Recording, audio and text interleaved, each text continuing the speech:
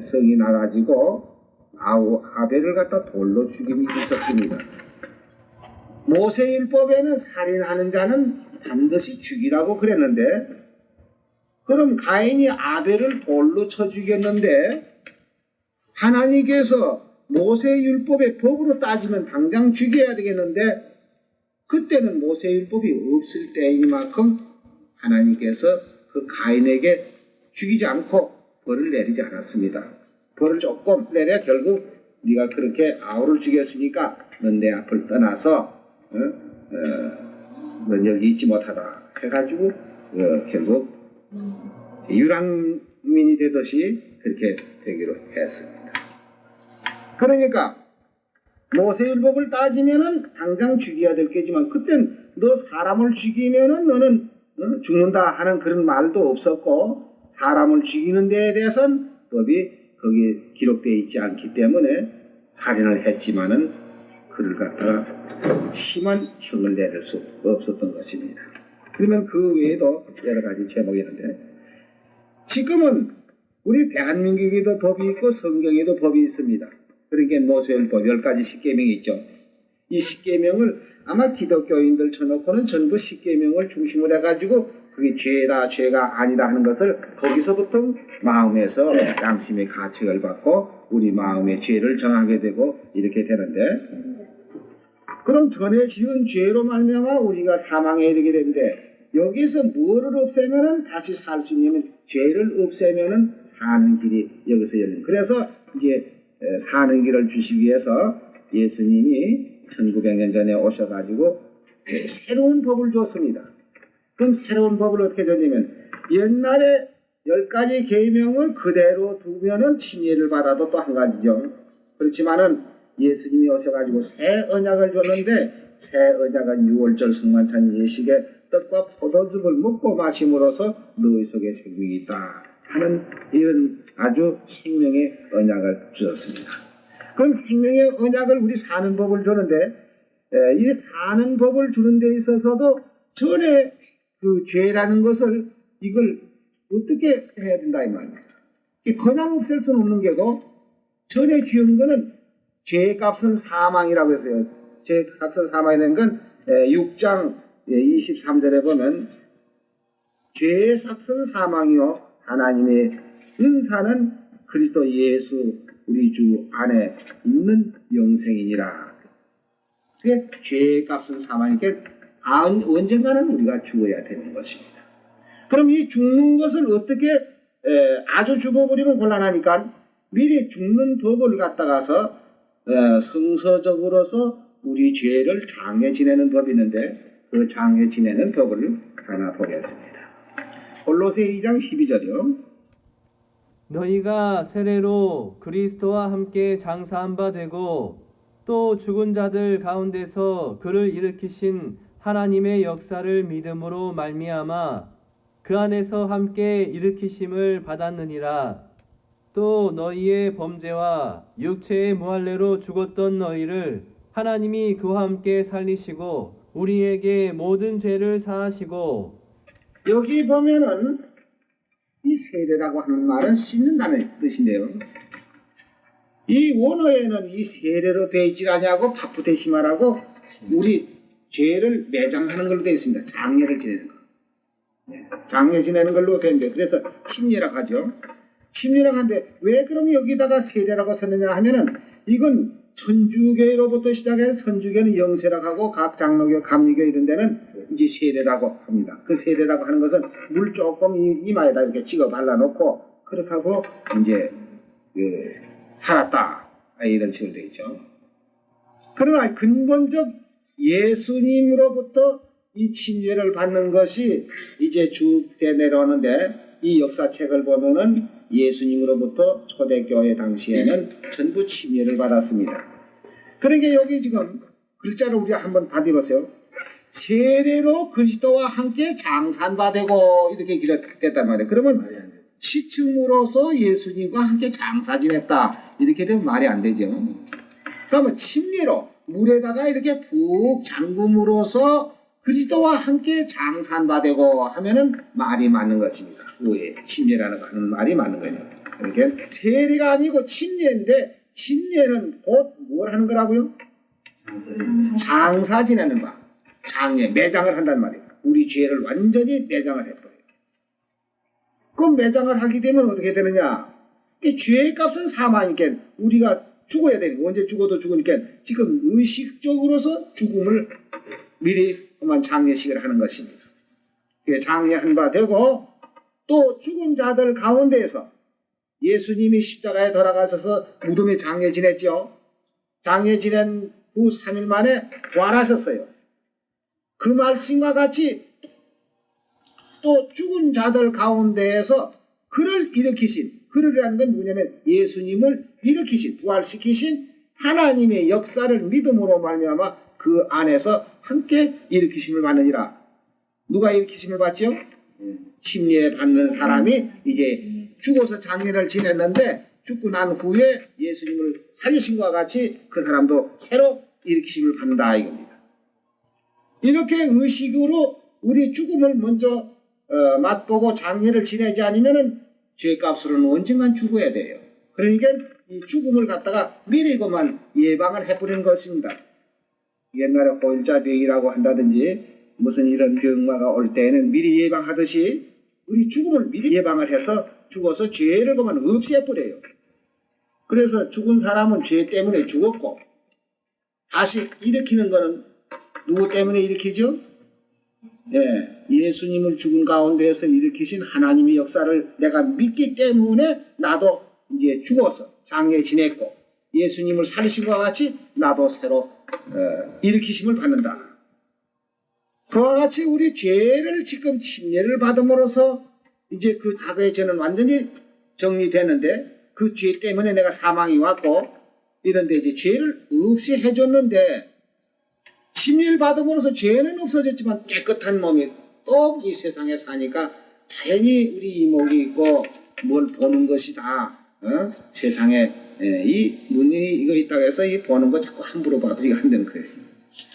이 눈 잘못 보면 그만 큰 범죄를 하는 수가 있고 또 이 귀가 있다고 해서 이 귀가 자꾸 뭐 들으면 좋은 줄 알아도 이게 좋은 말 들어야지 나쁜 말 들어보면 이 귀가 범죄를 또 해요.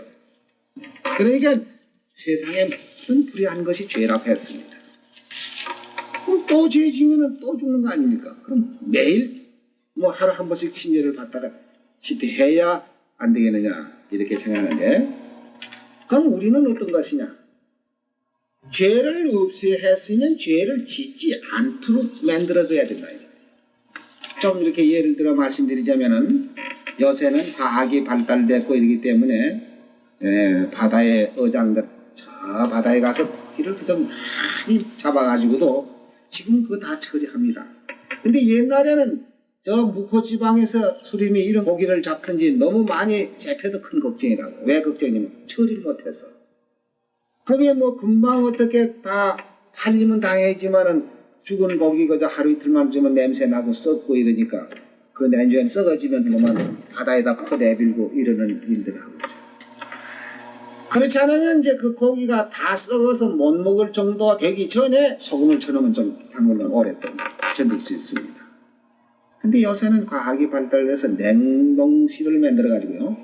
벌써 이 어장에 나간다고 할 것은 냉동실부터 먼저 만들어가지고 고기 잡는 쪽 하고다 그만 냉동실에 집으면 다 얼어버려요. 얼으면 암만 실이 가더라도 그 썩질 않습니다. 그래가지고 이제 각 시장으로 빠져서 나와가지고 뭐 고기 잡은 거죠. 한 달 후에라도 팔아먹고 2달 후에라도 팔아먹고 이렇게 해서 할 수 있는 거 뭐냐고. 우리가 죄를 없이 하는 것이 문제보다도 그 없이 하는 죄가 오래 유지할 수 있는 이것이 가장 중요한 건데요. 그럼 우리는 어떻게 해서 죄를 없이 그냥 오래 유지할 수 있느냐 하면은 성한고기 잡아서 소금을 치는 것과 같이 우리 속에다 생명을 넣어야 됩니다. 생명을 넣어야 되는데 어떤 사람은 침례가 여기 침례라고 하지 않으시게 세례를 하니까 씻는다. 그래서 장로이나 감히 물욕을 조금 얹혀놓고 그렇게 놓고는 이제 다 씻었다. 이제 깨끗하다. 이렇게 해서 하는데 이 침례라는 것은 우리 죄를 씻는 게 아니라는 것을 베드로 전서 3장 여기 21절에 보면은 잘 설명하고 있습니다. 물은 예수 그리스도의 부활하심으로 말미암아 이제 너희를 구원하는 편이 곧 세례라. 육체의 더러운 것을 제하여 버림이 아니요 오직 선한 양심이 하나님을 향하여 찾아가는 것이라. 저는 하늘에 오르사 하나님 우편에 계시니 천사들과 권세들과 능력들이 저에게 순복하느니라. 여기 침례 받는 것이 우리 더러운 것을 씻는 것이 아니다. 그럼 더러운 것을 씻는 게 아니고 뭐냐? 오직 선한 양심이 하나님을 향하여 찾아가는 것이라고. 그럼 선한 양심이 죄가 있고도 선한 양심이 가질 수 있습니까? 없이. 죄 가지고도 선한 양심을 가지고 있어요? 예. 하나님하고 우리 사이를 이 갈라지게 한 것이 무엇이냐 하는 것 그것부터 우리가 알아야 되겠네요. 자, 이사야 59장 1절에서부터 보겠습니다. 여호와의 손이 짧아서 구원치 못하신 도 아니요 귀가 둔하여서 듣지 못하신 도 아니라 오직 너희 죄악이 너희와 너희 하나님 사이를 내었고 너희 죄가 그 얼굴을 가리워서 너희를 듣지 아니하게 함이니 이는 너희의 손의 피가 너희의 손가락의 죄악이 더러웠으며 너희의 입술은 거짓을 말하며 너희의 혀는 악독을 바람이라. 자, 이런데 이걸 가지고 선한 양심 하나님 찾아갈 수 있어요? 죄는 양심이 허락을 안 하는 것입니다. 내가 죄를 가지고서 나 깨끗하다 하나님하고 내가 동행할 수 있다 하고 하나님 뒤에 줄줄 따라다닐 수 있느냐면 그렇게 될 수가 없어요. 그러니까 여기 베드로 전서 3장 21절에 그 물은 하는 말은 여기 노아 홍수 때에 노아의 식구 8사람이 구원받은 그 물을 말하는데 이 물은 예수 그리스도의 부활하심으로 말미암아 이제 너희를 구원하는 편이 곧 세례라. 육체의 더러운 것을 제하여 버림이 아니요 오직 선한 양심이 하나님을 향하여 찾아가는 것이냐. 그러니까 죄가 완전히 다 청산되고 장려제 매장을 씻어가지고는 안 되죠. 씻으면 아주 죄의 뿌리가 남아있단 말이에요. 그 뿌리가 남아있으니까 언제든지 뿌리가 남아있으면요 저 산에 아카시아 나무 그 많이 있는데 어떤 사람 그 아카시아 나무 이걸 없애려고 비언해도 또 나오고 비언해도 또 나오고 애를 먹는 게라. 그래서 이 사람이 비다가 못해서 이래가지고 안 되겠다. 그래서 이제 그때는 막 어깨를 가서 부럭지를 막 파내 그래요. 그래 놓으니까 이제 그게 안 나온다. 죄를 씻어서야 안 되죠. 그러니까 장애를 지내는 겁니다. 그렇게 해서 이제 완전히 죄의 뿌리를 빼서 내버리고 이제 선한 양심을 가지고 하나님을 향하여 찾아가는데 그럼 침례받고 또 지으면 어떡할까요?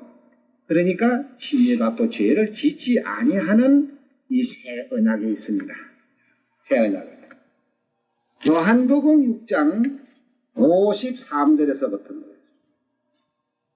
예수께서 이르시되 내가 진실로 진실로 너희에게 이르노니 인자의 살을 먹지 아니하고 인자의 피를 마시지 아니하면 너희 속에 생명 없느니라. 내 살을 먹고 내 피를 마시는 자는 영생을 가졌고 내 살을 먹고 내 피를 마시는 자는 영생을 가졌고 마지막 날에 내가 그를 다시 살리리니 내 살은 참된 양식이요 내 피는 참된 음료라다. 내 살을 먹고 내 피를 마시는 자는 내 안에 거하고 나도 그 안에 거하나니 살아계신 아버지께서 나를 보내심에 내가 아버지로 인하여 사는 것 같이 나를 먹는 그 사람도 나로 인하여 살리라. 이것은 하늘로서 내려온 떡이니 조상들이 먹고도 죽은 것과 같지 아니하여 이 떡을 먹는 자는 영원히 살리라. 그러니까 예수님의 살을 먹고 예수님의 피를 마시면 우리 속에 생명이 들어가면 됩니다. 생명. 자, 생명이 들어가고도 또 썩는다면 어떡합니까? 생명이 들어가 있는데도 또 썩는다고 할 수가 없지요. 그러면은 때로는 이제 우리가 침례를 받고도 이 세상에 살다 보면 그 세상 사람과 같이 지내다 보니까 본의 아닌 불의한 것들이 더러 많이 있습니다.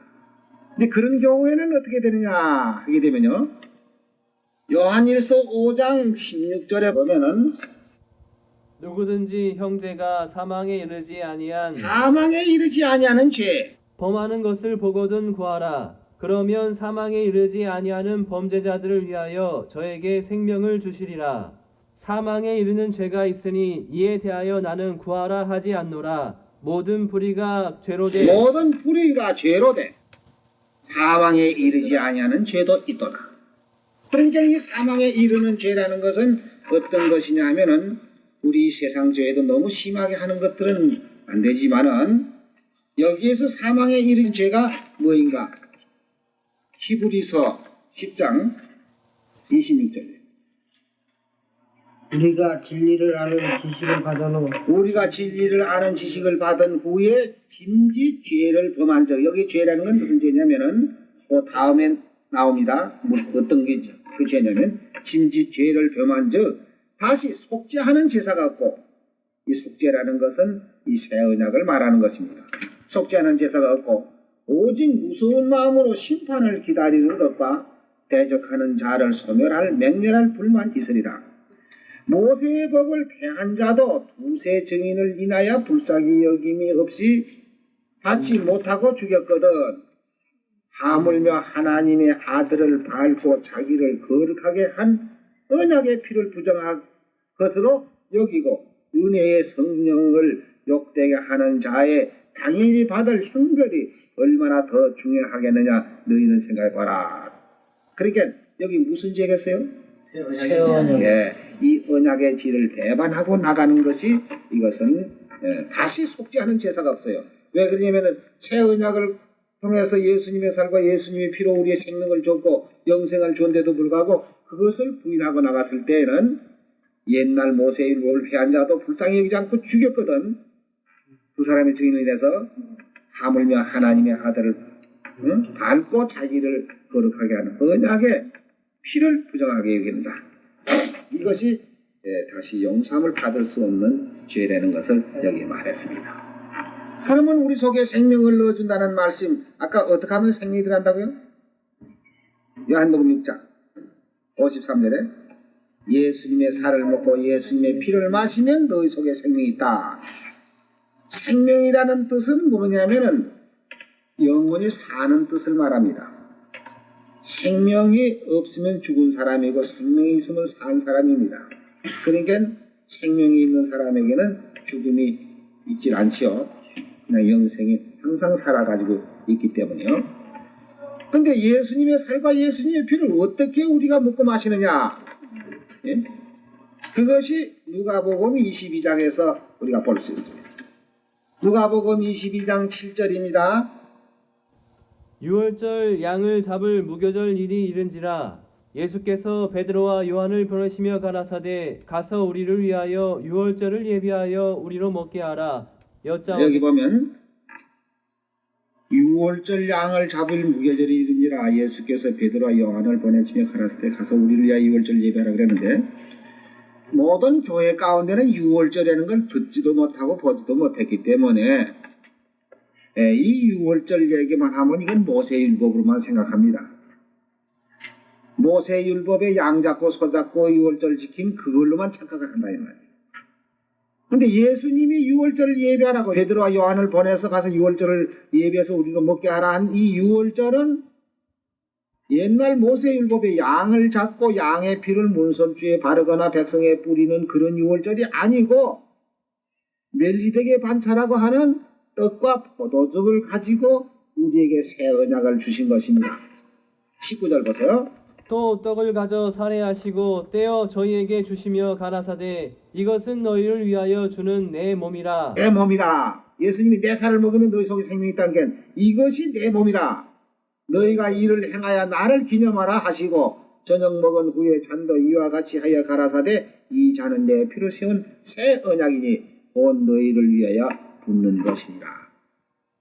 이렇게 해서 여기 새 언약이라는 말씀인데 이 새 언약은 예수님이 이 세상에 오시기 전 약 650년 그 이전에 에레미야 선지자가 여기서 예언을 했습니다.